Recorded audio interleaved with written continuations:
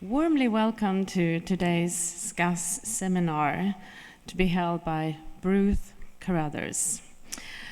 Bruce Carruthers holds the John D. MacArthur Professor of Sociology chair at Northwestern University.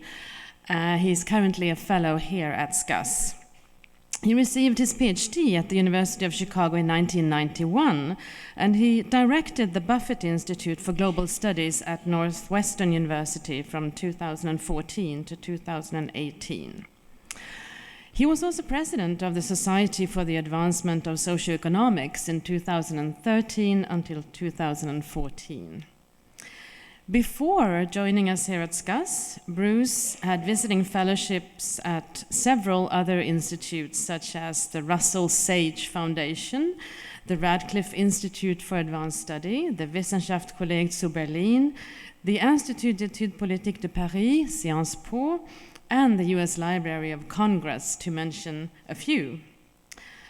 Now, his research engages with topics that are at once classical sociological concerns, but that also have the capacity to span several disciplinary boundaries, and that are not just classical, but highly relevant for understanding the makeup of contemporary societies.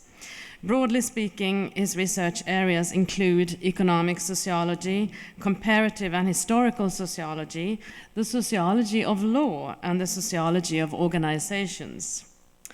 And his current research includes a study of the historical evolution of credit as a problem in the sociology of trust, regulatory arbitrage, what modern derivatives markets reveal about the relationship between law and capitalism, and the regulation of credit for poor people in the early 20th century America. Bruce Carruthers has authored or co-authored several books, well-read books and articles. And I will mention here the books that are very well known and that many of you have come across.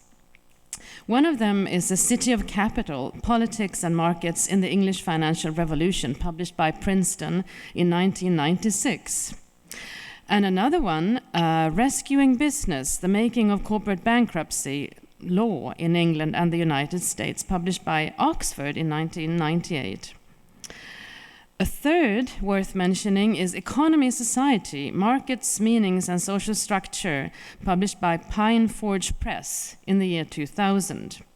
And then we have the book Bankrupt, Global Lawmaking and Systemic Financial Crisis, published by Stanford University Press, 2009. And then, last but not least, Money and Credit, A Sociological Approach, published by Polity Press in 2010. These books, his works overall, has been widely recognized with distinguished awards and prizes. And here I would like to highlight just one of his works, the book Bankrupt that I just mentioned. It was awarded the 2010 Sociology Best Scholarly Book Award by the American Sociological Association section on Global and Transnational Sociology. The same year, it was awarded the Viviana Selise Prize, the American Sociological Association's Economic Sociology section's Distinguished Publication Prize. And it was also co-winner of the American Sociological Association's Sociology of Law section's Best Book Prize. So this book is a must-read. And the title of his seminar today is The Economy of Promises, Trust and Credit in the United States of America. Warmly welcome, and especially welcome to Bruce.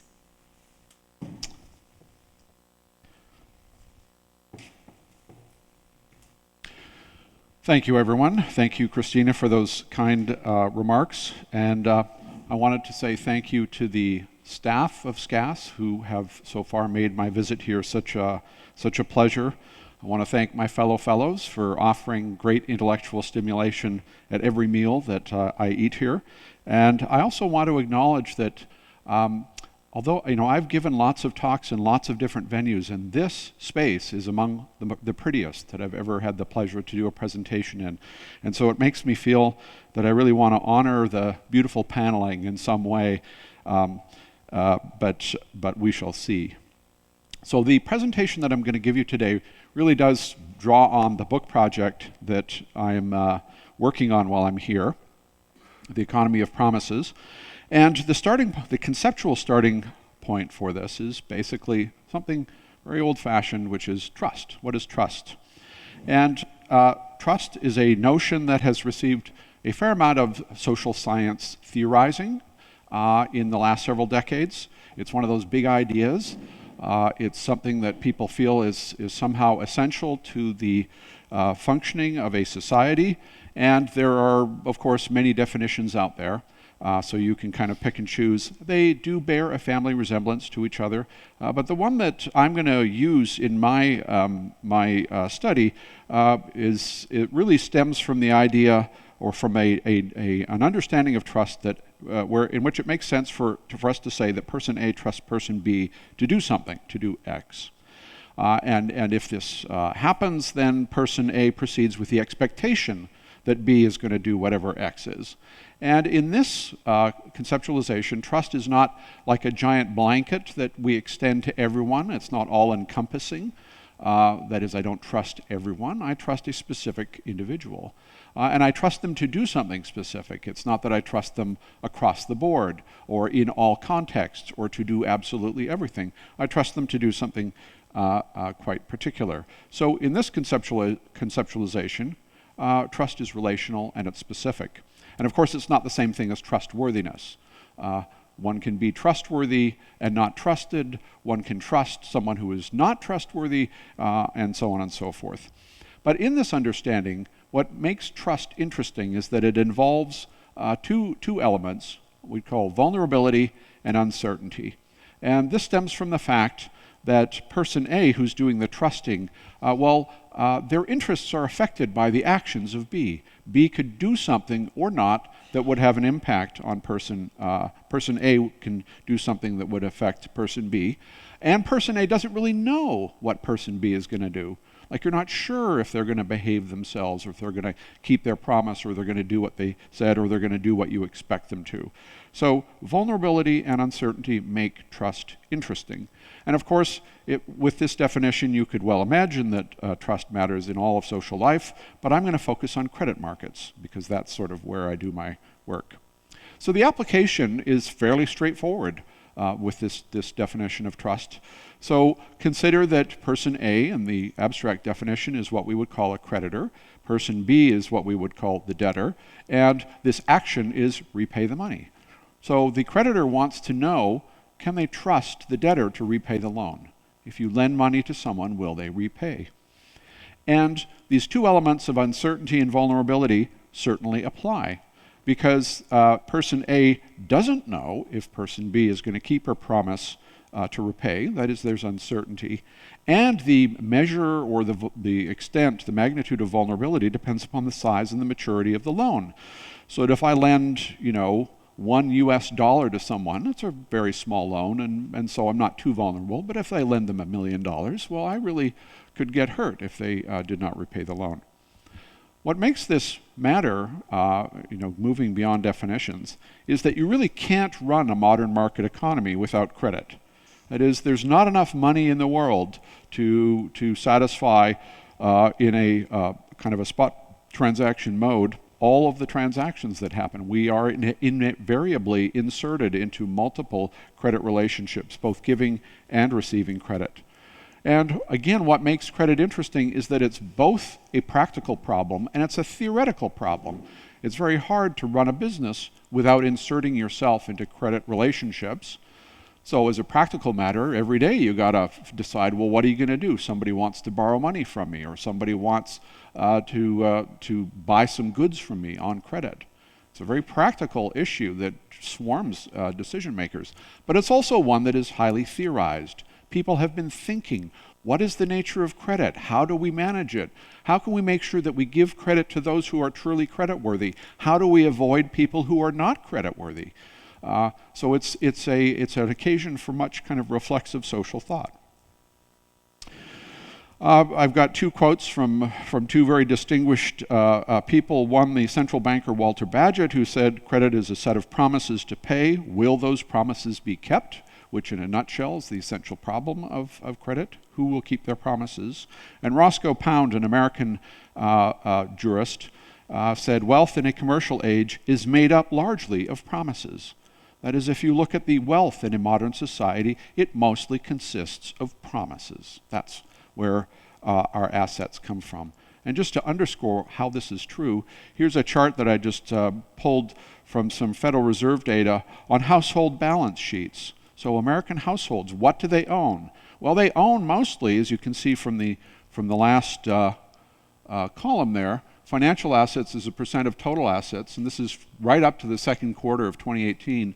Almost 3/4 of those assets are financial assets. They are intangible claims on things like bonds and pension funds, and they aren't things like cars and houses. They are intangible. They are promises. So the wealth of your average American household largely consists of promises. But at the same time, American households are also making promises like crazy. That is, they don't only receive promises from others, they extend them. And so here is simply the measure, again, from the Federal Reserve, the measure of consumer debt that's climbing into the trillions. And you can see here's the global financial crisis of 2008. It prompted a little glitch, but the long-term trend is overwhelming. American households are borrowing to a much greater extent than in the past. They are making promises to others. And on the basis of that, they're having money to spend on whatever they wish. So that's the kind of big picture idea that promises and are tied to credit, that credit undergirds a modern market economy. And my book is going to look at what has happened in this space over the 19th and 20th centuries.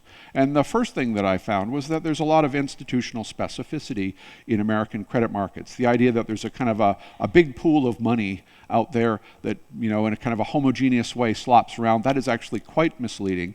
And that I had to learn a lot of institutional details depending upon what kind of credit market we were talking about, whether it was consumer credit, whether it was trade credit, corporate debt, bank loans, home mortgages, student loans, and so forth. And of course, all of this specificity is driven by the usual important factors that interest the social scientist: history, politics, social structure, economic development, all of that kind of stuff. So, but rather than bury you in detail, what I'm going to do is for the rest of my talk, is follow one thread that runs through a number of these institutional sites, but offers a kind of a common thread for a big change that has happened in the 19th and 20th century. And that is the emergence of quantitative measures of trustworthiness. This runs through trade credit. That's where we will start. It goes to long-term debt. We will have a brief little tour of bond ratings, and then we're going to end up in consumer credit in the 19th and 20th centuries. So we're going to wander into some, I think, interesting and consequential places by focusing on the development of a new kind of information to ascertain the trustworthiness of borrowers. So, really, this is a story of new information that's used to assess creditworthiness. And in a nutshell, it is about the invention of credit ratings and credit scores. I will argue that these have grown in importance over the 19th and 20th century.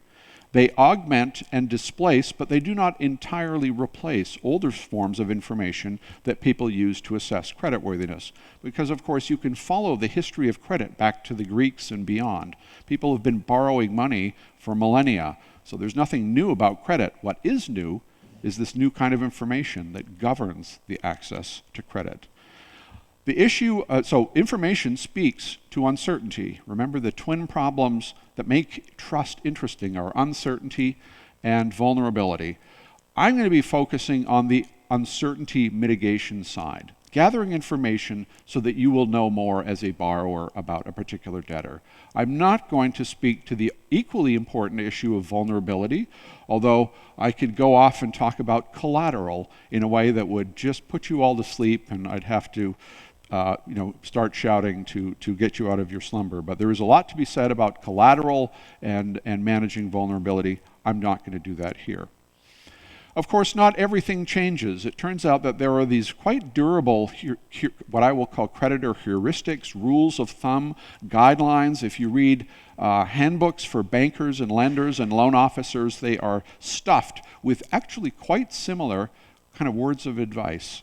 So just to kind of underscore the commonality, on the left-hand side, we have a quote from a merchant's handbook called the London Tradesman, published in 1819.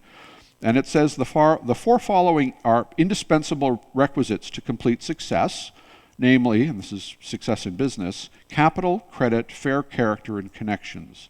So it looks like they just loved the letter C in the early 19th century. And one of those C's is something that is called character. And then the title page from the early 20th century from the Central National Bank of Philadelphia also is sort of like a little write-up for the loan officer on the 4 big C's, factors in extending credit: character, capacity, capital, collateral.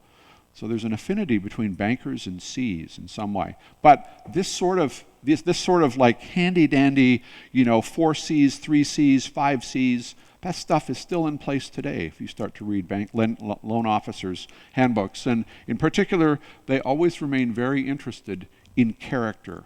So one of the things that holds true is the sense that trustworthiness has something to do with the internal psychology of the borrower, that discerning that moral fiber or that good character is really an important challenge for the lender.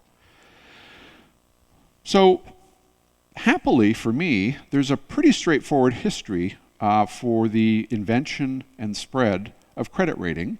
And it starts with this founding of an organization called the Mercantile Agency, founded in 1841 in New York City by a fellow named Lewis Tappan, who is this very austere-looking man here on the right-hand side. Lewis Tappan was a failed businessman, and he failed in the crisis of 1837. And one of the things that he, in a sense, learned from his failure, one of the conclusions that he drew was that, gee, if I'd been better about managing credit during this financial crisis, maybe I could have survived. So he got out of the mercantile business and got into the credit business, that is, coming up with information and advice to help his fellow business people manage credit better. So, and he started in a very local context. He provided information, he commodified it, he sold it, so the information was now his business. But he sold it about the creditworthiness of customers to New York City suppliers.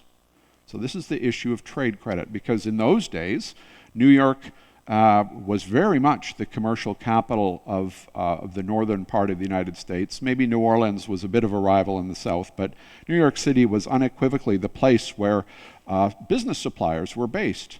And they were being asked all the time by potential customers for credit. And a customer would say something like, I want to buy some goods from you, ship them to me, please, I will sell them, and then I will pay you.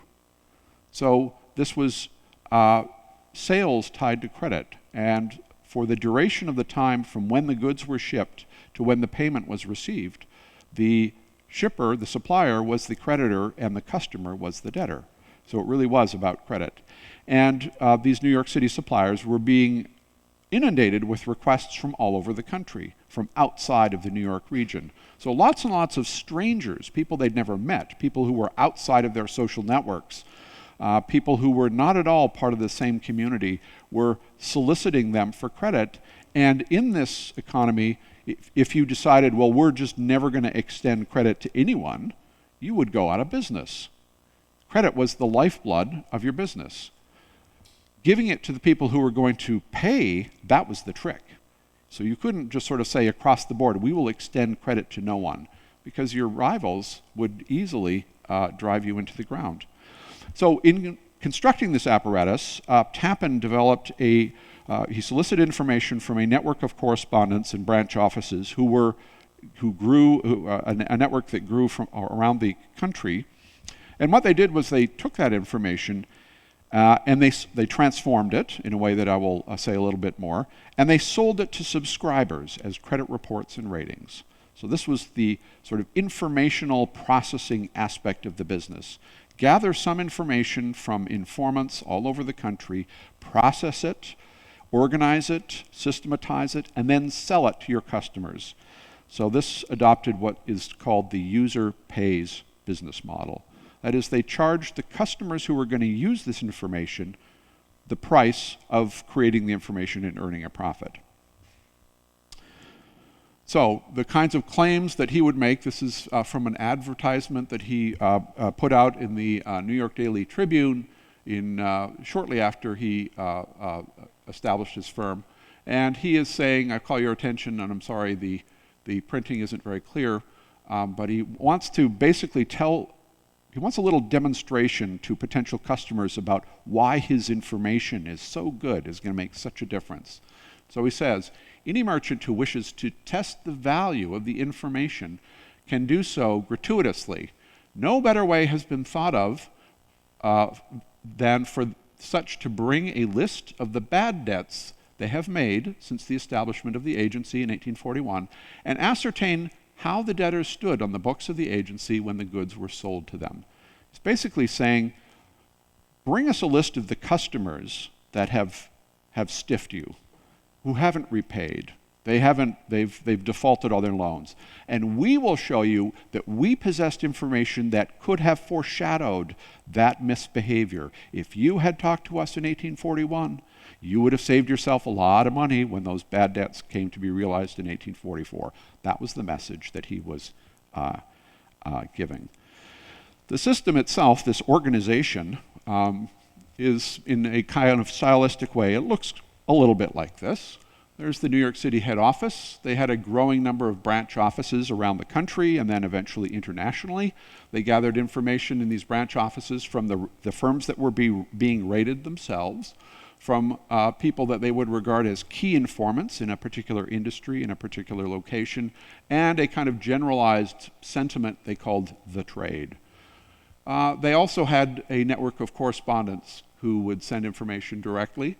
And at the head office, they would process this information, collate it, record it, do mysterious things with it. They would generate reference books, which they would sell to their customers, and they sometimes would generate commissioned reports, so that if you, as a customer, really wanted to know about that liquor store run by the ancestor of Lock Row, then you could solicit a report and get the sort of inside scoop on that. But most of the action in terms of the business really happened on the side of the reference books.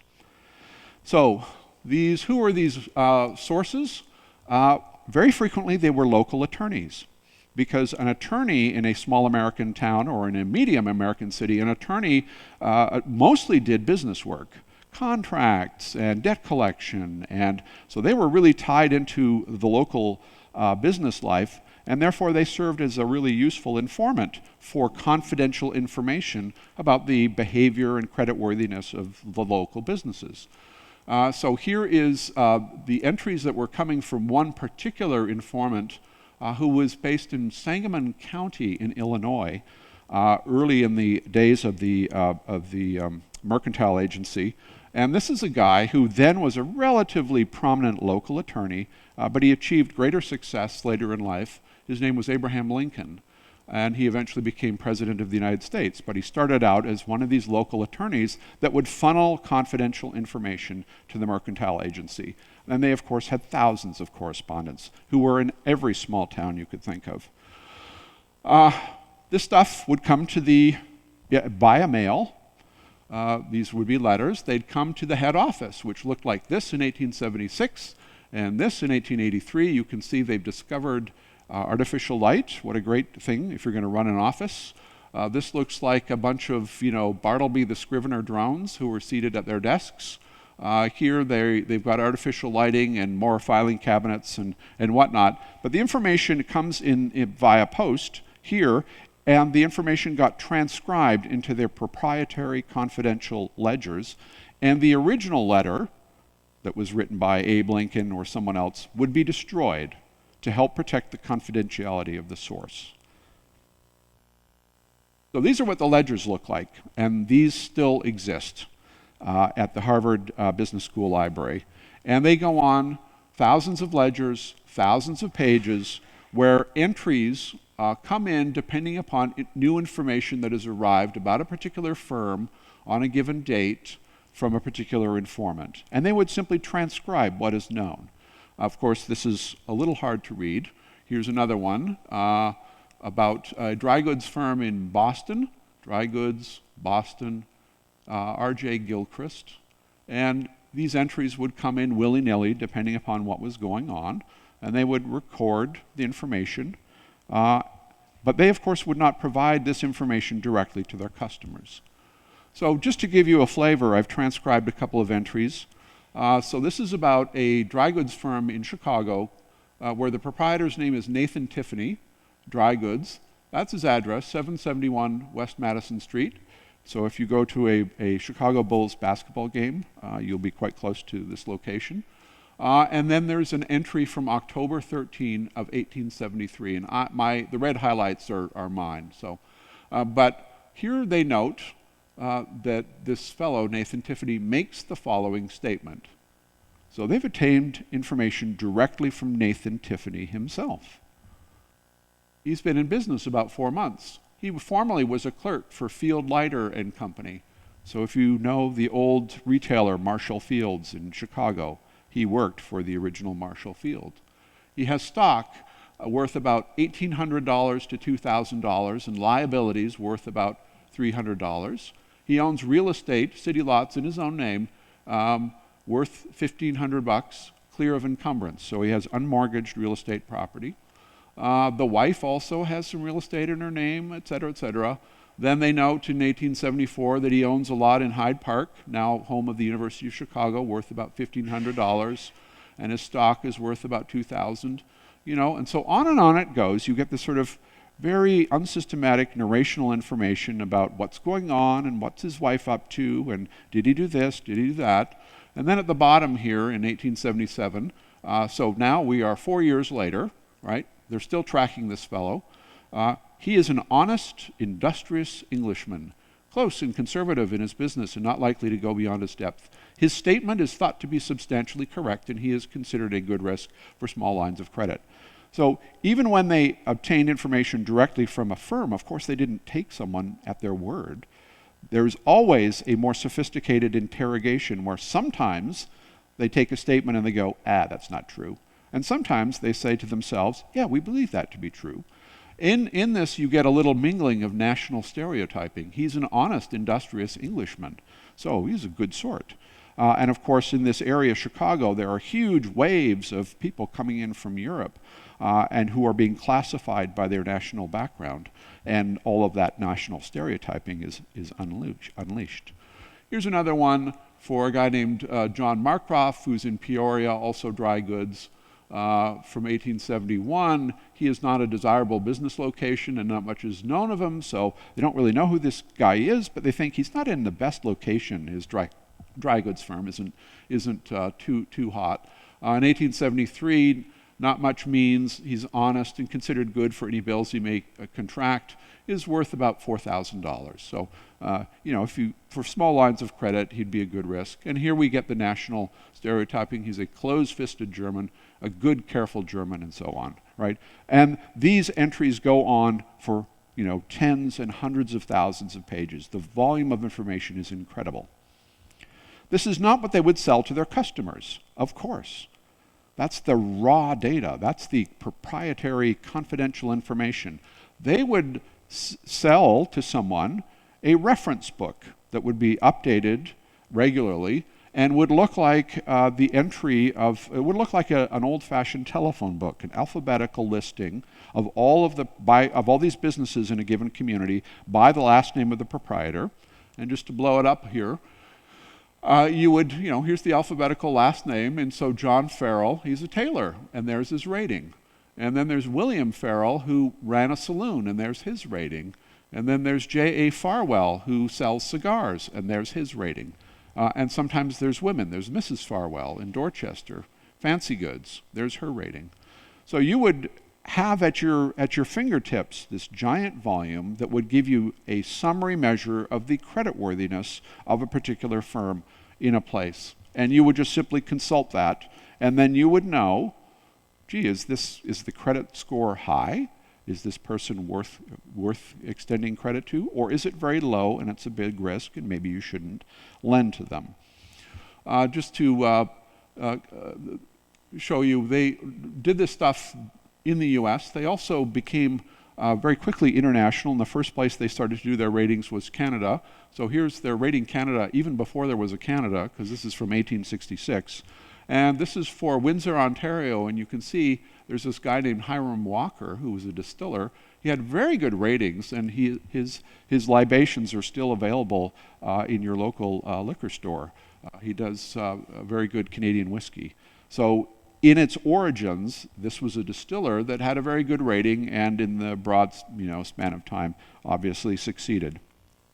So the rating process involved taking this ledger information that had been accumulated and that had the character that I just showed you. It's very qualitative, it's very narrational, it's very happenstance, there's nothing systematic or organized about it. And that information was translated through some mysterious interior process into an ordinal category. And the categorization was then sold and used to inform credit and credit decision making. What's mysterious is that, so far as I can tell, there is zero evidence that there was a rating method, protocol, or algorithm that was followed. That is, nowhere was there a recipe that said to the people that worked for the Mercantile Agency, here's a set of facts you should gather, and here's how you transform those facts into a rating. Here's what it takes to have a high rating. Here's what it takes to have a low rating. Here's what it takes to have a medium rating. It was all enshrouded in mystery, truly. So the ratings then would get sold to the clients, and they would attach at the front of this big directory a rating key that would look something like this, right, where you are given the categories and you're told what they mean. And there's two dimensions here. There's pecuniary strength and there's general credit. And these reference books would be published annually, and then twice a year, and then 4 times a year. And you, as a subscriber, would receive them and use them to allocate credit. The really impressive thing about this was that the whole method was incredibly scalable, to use a modern IT kind of term. This is something that could start small and become very large, and it did. So this chart here just shows you 2 things about the Mercantile Agency, the one founded by Lewis Tappan, the one that eventually becomes R.G. Dunn, and eventually becomes Dun & Bradstreet, which is still around today. So I'm tracking 2 things over the 19th century. One is the number of offices that they had. How big of an organization was it? It starts at 1. They had 1 office in New York City. And then that's from the early 1840s. And then they add offices in places like Boston, Philadelphia, etc. It grows quite slowly. Bit of a plateau there during the Civil War. Not a good time to grow your business. But thereafter it takes off. Also a plateau during the Great Depression of the 1890s. And they are moving overseas. These aren't just domestic offices, but they are moving and providing information globally in the 19th century. And then the other piece of information is the number of firms that are being rated. So they start to produce their reference books at the end of the 1850s, and I think their first reference book provided information on about 20,000 firms. So it wasn't exactly the panopticon, but it was, that's a lot of information, certainly far more than any individual would have ever been able to hold in their head about the creditworthiness of firms. But it takes off and grows, and so that by the early 20th century, they're at about 1.5 million firms. So this is a huge information processing setup. And they are providing more information on small businesses in the US than any other source. There's no government agency, there's no department that is even remotely in the same league. They are the source of information about businesses in America. As I said, they do go overseas. In 1916, they show you where they've got branch offices. They've got a bunch of branch offices there in Spain and in Central Europe.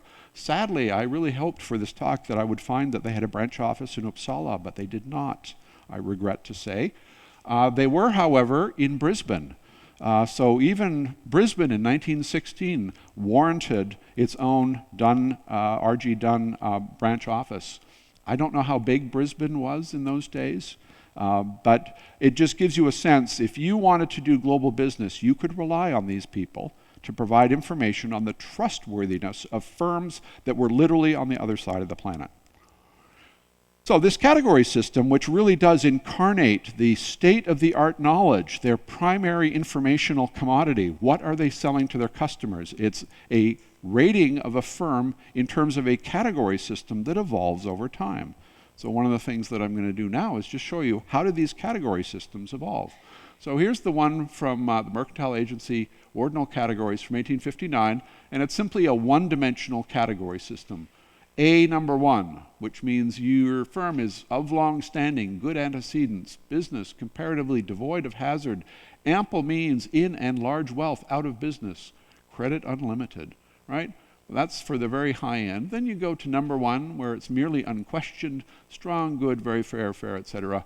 And then if I opened a business, I'm sure that's where I would be, down there in the 4s, right? So it's really saying more or less. More creditworthy, less creditworthy. One dimension that goes up and down.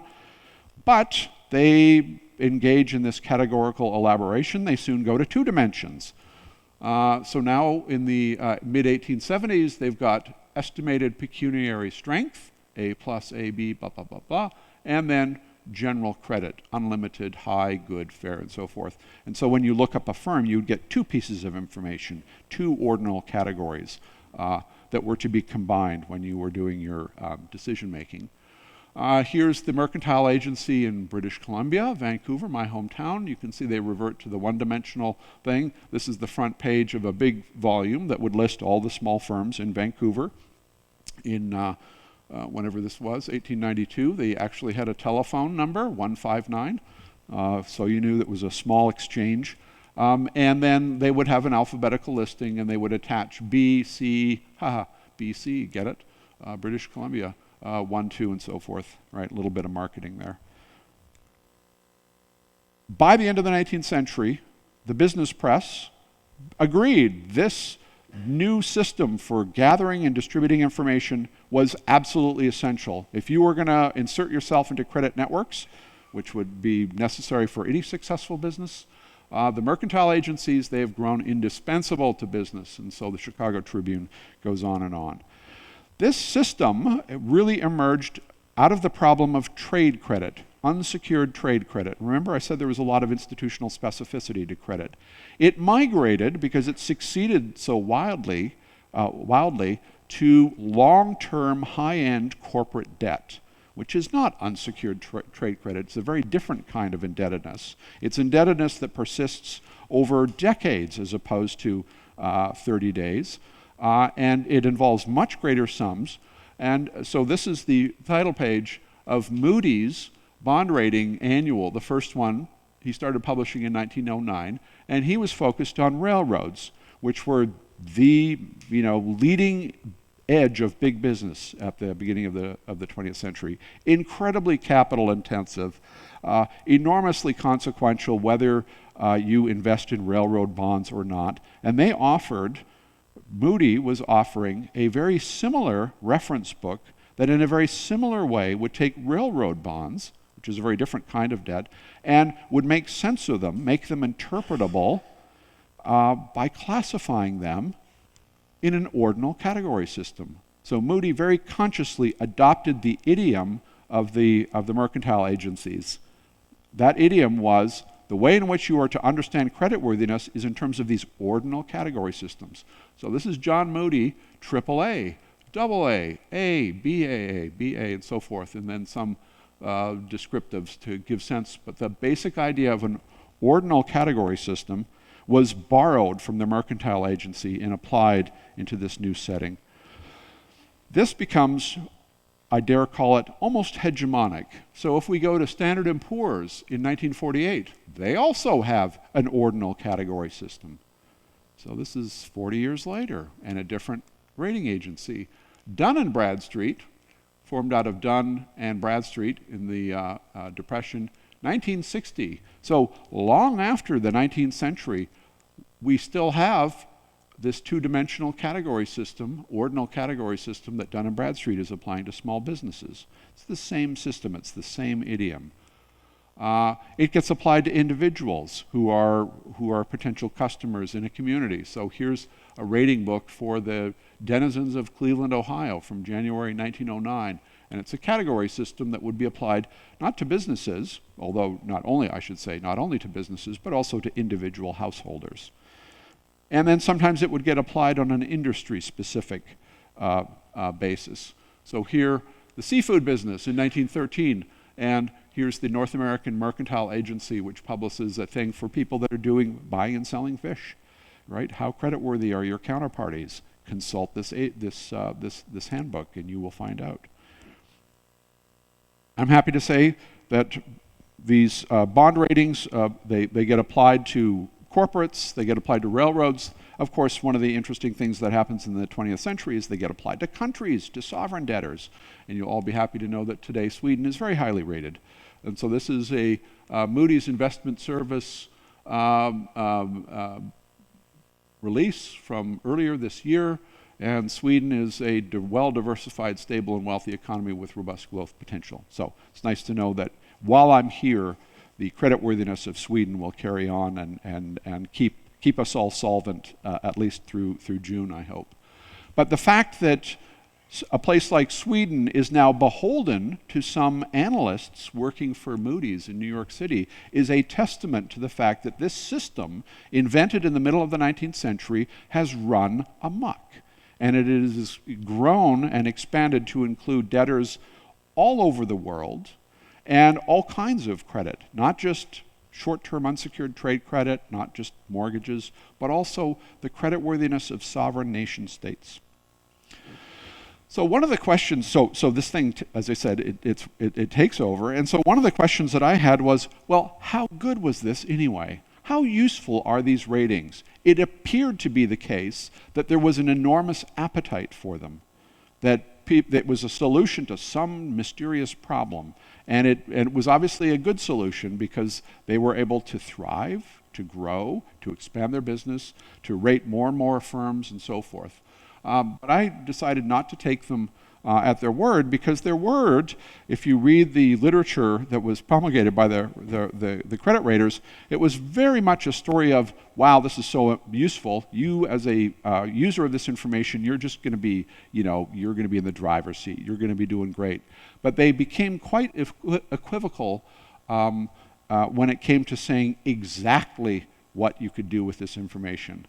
Could you make a prediction about what's going to happen? Could you say something about the future? No.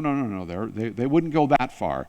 They would just wave their hands, as it were, and say, you will find this very useful. You will really become a much more successful business if you buy our information. So what I did was, making note of the fact that the agencies and the clients themselves were deeply interested in business failure as an event that would prompt non-payment of debts. I gathered a sample of 247 Chicago dry goods firms in the year 1879, which was a year at the bottom of a business cycle trough, which meant that the issue of credit would be foremost in everyone's mind. And I decided, let's see with this sample if the ratings that are attached to these firms predict anything that we would care about, like, for example, business failure. Can the ratings predict the failure of this sample of firms? Why choose dry goods firms? They were the precursors of today's department stores. They were deeply embedded in credit networks. They gave credit to their customers. They received credit from their suppliers. So for them, managing credit was a really critical issue in business success.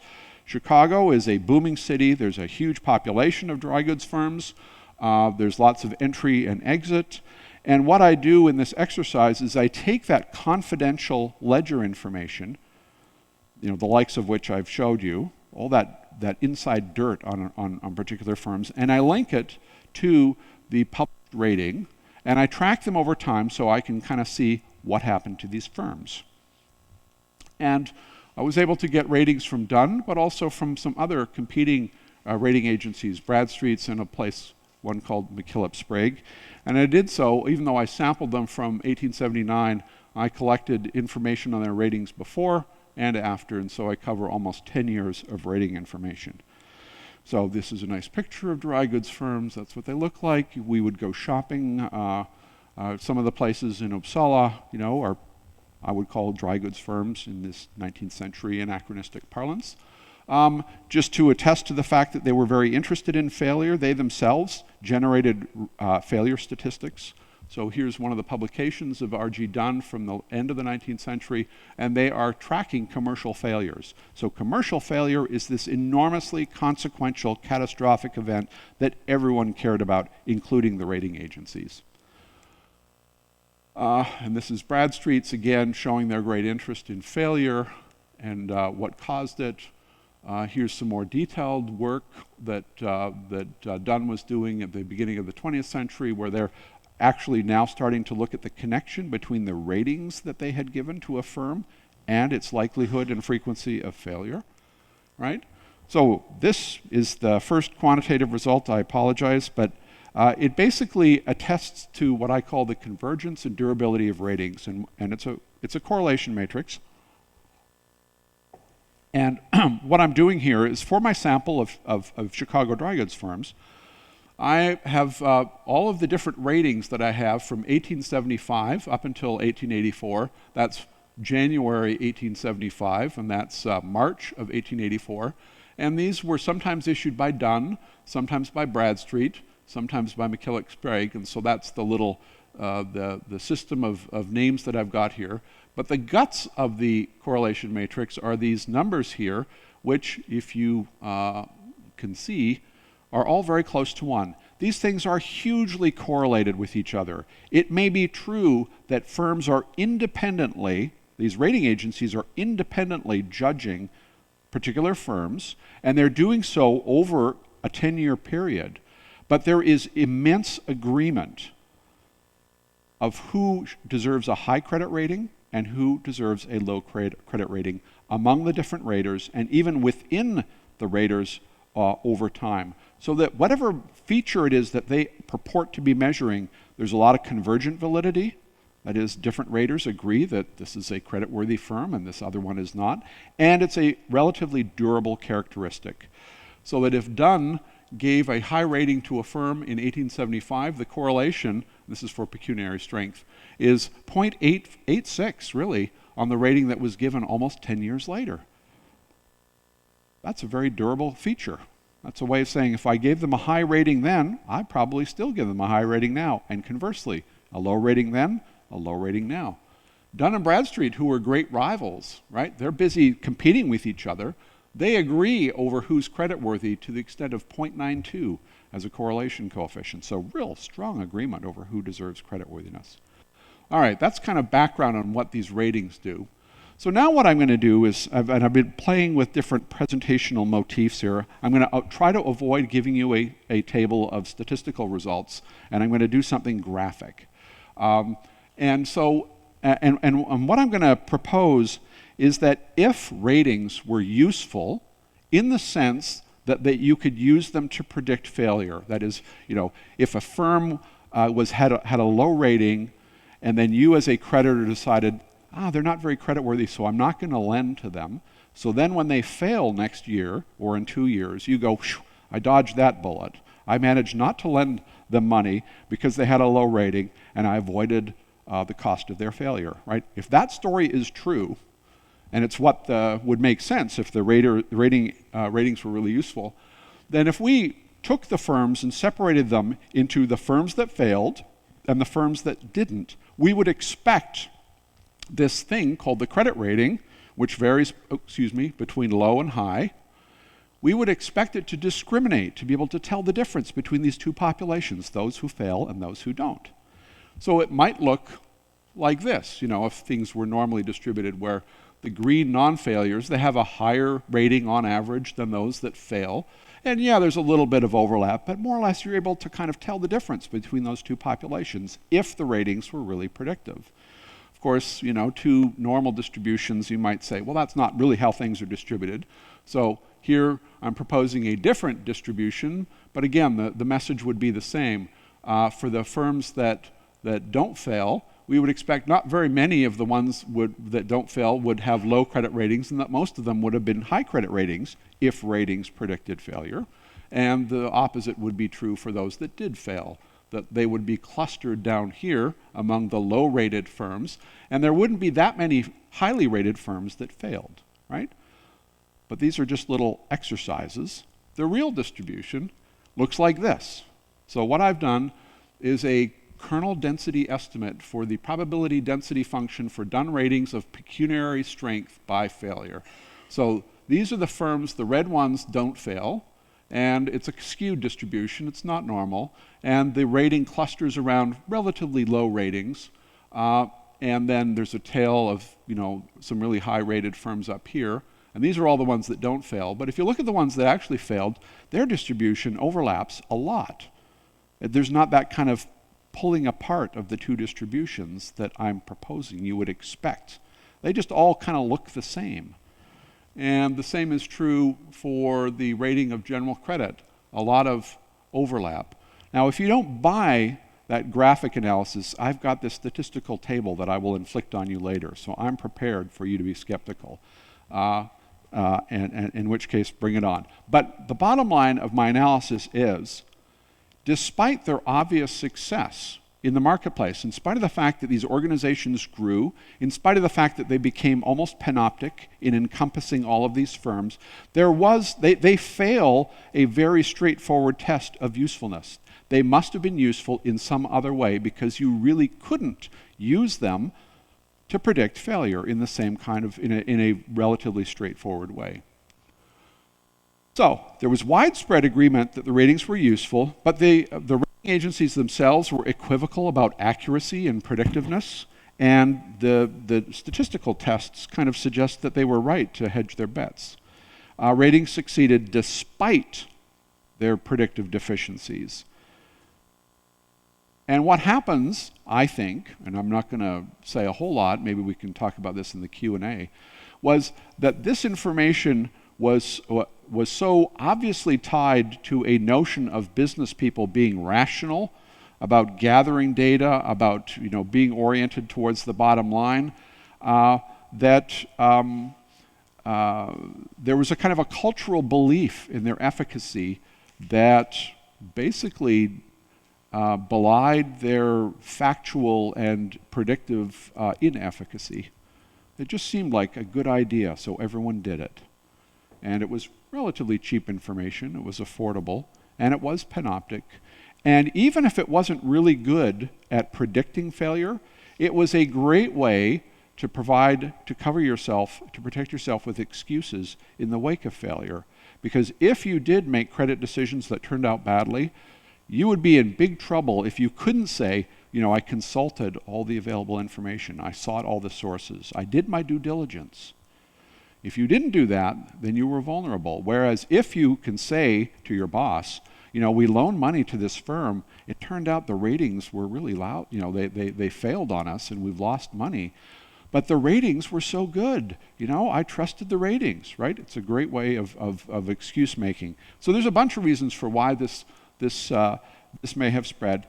And it turns out, I'm going to argue, that what was driving a lot of the dynamic of the spread of this information was not a kind of a science frame of can we predict the future. It had to do with the fact that this was information that had been commodified. And information as a commodity is a tricky commodity because one, as a form of intellectual property, you become very concerned to protect your intellectual property. And this was unequivocally the intellectual property that they were selling to their clients. The agencies were concerned very much to stop others from stealing or reproducing their information. And this caused them to do things that hurt them predictably, but protected them in terms of their private property. So one of the things that I've unearthed is a correspondence where the manager of Dunn, actually Dunn himself, is basically explaining to others why there were things that they knew were why there was information that Dunn had that was of material relevance to the creditworthiness of firms, but they didn't publish it. And his answer was, well, we don't publish it because our competition will then steal that information. And why would we want to do that? We got to keep it to ourselves. So they were keeping stuff to themselves that they knew was valuable, that their customers would like, but to publish it meant to lose control and to be pirated. And the other thing that really mattered a lot was that these ratings produced legal liabilities. They were always being sued by people who were unhappy about what had happened. And there were two kinds of lawsuits that concerned them.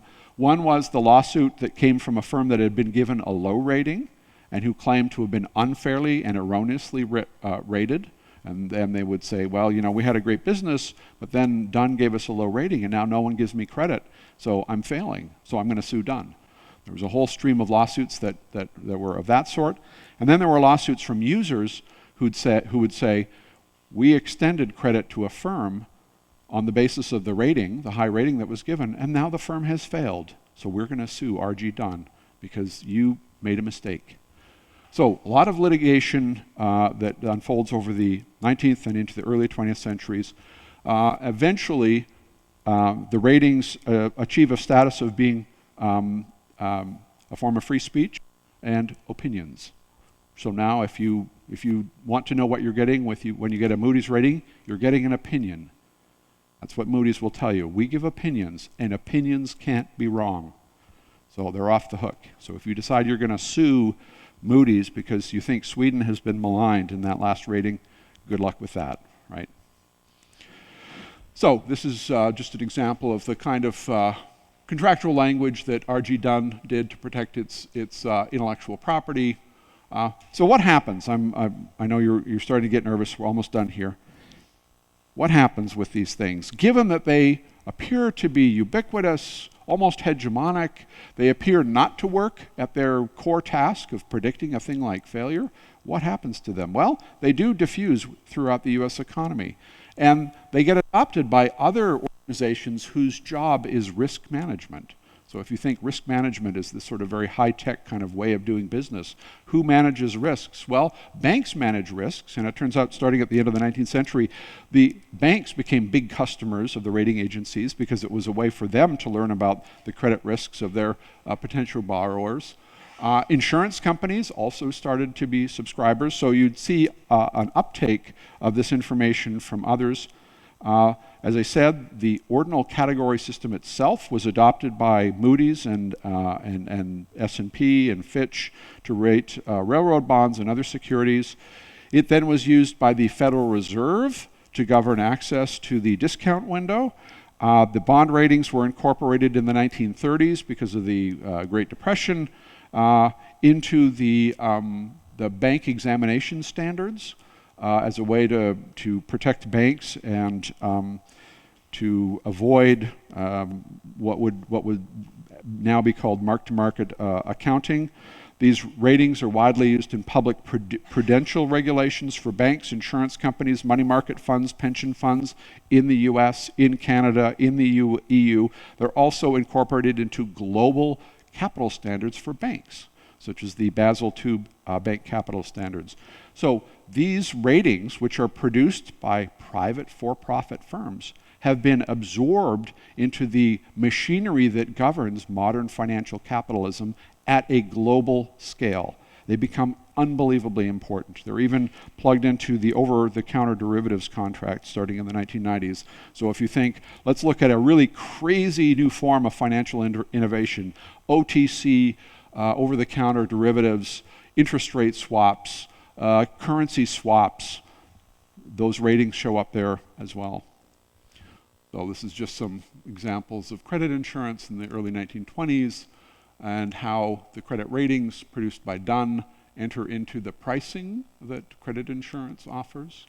Here's a little chart from the BIS, from the Bank for International Settlements, of the Basel II bank capital standards, and you can see the risk weights that are attached to assets depend upon the ratings that are attached. And this AAA to AA minus, that's straight from Moody's. If Moody's rates some asset with that rating, then the risk weight is 0. And if Moody's gives it a below B minus rating, then the risk weight is much greater, and you have to set aside a lot more capital. So the banks and the extent of their capital reserves depend on these ratings. Ratings have also migrated. We go up to global finance, but we come down to people. So department stores and local credit bureaus tracked customers. They were busy trying to figure out who's creditworthy, who should we let buy our goods on credit, and who not. And the standardization of employment relations in the late 19th and early 20th century was a huge boon, because you had a growth in the number of people who had steady permanent employment. They had steady wages that a lender could anticipate.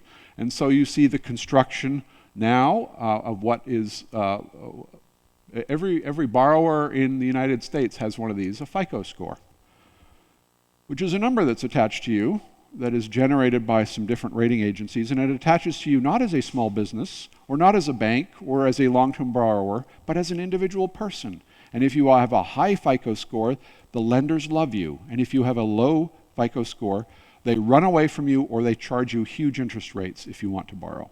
All right, so this is very consequential, this FICO score. Just to give you some information over how why FICO scores matter. Politics in America is partly being driven by the fact that you have all these poor people in the American South. They've got low FICO scores, right? So they get really whacked when the subprime mortgage crisis that happens in 2008. These people really get hurt a lot, and that maybe fuels their outrage and the fact that so many of them voted for Trump. Credit scores are strongly related to mortgage terms. This is from a Brookings Institute paper, whereas you can see the credit score gets higher and the interest rate gets lower. So you get access to cheaper credit, a cheaper home mortgage if you have a good score. So this is just a way of saying that these individual scores also matter, and they clearly build on this machinery that was invented starting in the 19th century. So, I'm almost done. What's the bottom line? What have we learned? What is this process that I've uncovered that becomes so important and appears to be so messy? How to characterize it?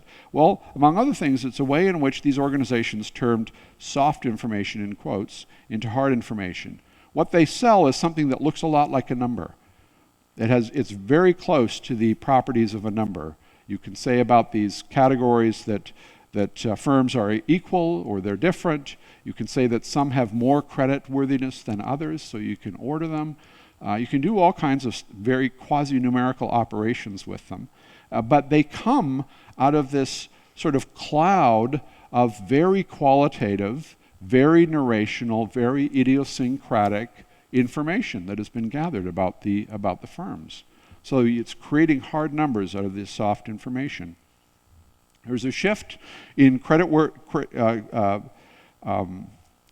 in the assessment of creditworthiness. There's a shift from idiosyncratic, equivocal, qualitative character assessments to something that is much more systematic, much more unequivocal, much more quantitative. Right? So there's been a change in how, as a society, the United States assesses the creditworthiness of borrowers. This involves massive simplification, because for every two-dimensional rating that you saw in the published reference book, there was a huge volume of information that lay behind it. So turning many bits of information into 2 bits of information is a form of simplification, and stuff got left out. So, for example, the relationality of credit got left out, the fact that there was enormous amounts of ambiguity and conflict, there were lots of conflicting signals, that also got left out. The variable provenance of information got left out. Some of the information that they had was what we would call gossip. Some of it was straight from the horse's mouth. That variable provenance all got erased. The reactivity of measurement also got erased. When somebody showed up from Dunn to a small business and said, tell us about your business, the people at that business, of course, were tempted to say, well, let's put our best foot forward. Let's look good, so maybe they'll give us a good rating. And the people who worked for Dunn were sophisticated to know, oh, we're being gamed here. Somebody is telling us a nice story. Do we believe this story that they tell us, or do we not? Are they lying to us, perhaps? Are they exaggerating to make themselves look good? That sort of reactivity also disappeared. There was unequivocally a substantial increase in scale and scope, and one of the reasons why this mattered was the affinity between these numbers and these quasi-numbers and what I would call algorithmic decision-making. It becomes very easy to mechanize the decision whether or not to give someone credit or not, and at what price, if you've turned them into a number or something that is like a number. And so you can have a website online that says, give us your social security number, and we'll look up your FICO score, and if your FICO score is 700 and above, you get the loan. And if it's below, you don't, or we price it more highly. You can mechanize that and then have this sort of computer-driven, machine-based loan allocation in a way that's not possible if it's all about judgment and assessment and discretion. These measures have been commodified, and their legal status often matters more than their accuracy. That is, their legal status as potential liabilities if you get it wrong, or as a form of intellectual property that needs to be protected. As these massive databases get gathered about every borrower in the universe, their privacy and cybersecurity becomes very, very important. So we have the recent example of the breach of Equifax, who is one of the big rating agencies. This has caused huge problems because they sit on such a goldmine of information. I have told a story that is primarily about the US, but it turns out that the Chinese and many others are inspired by this panoptic apparatus. And so in China right now, the Chinese are building a system that they call social credit, which always jars me when I read that. But it's basically taking an American-style FICO score and incorporating into it all the other information about what people are doing in China, all of their online purchasing, all of their online viewing habits, who their friends are. All this is being turned into a score that will govern not simply the access that individuals have to credit, but also their access to jobs, whether they're allowed to go on a high-speed train, whether they can rent an apartment. These numbers are going to be enormously fateful for the lives of individuals in China as this system gets expanded and made even more muscular. That's it. That's all I have to tell you. Thank you.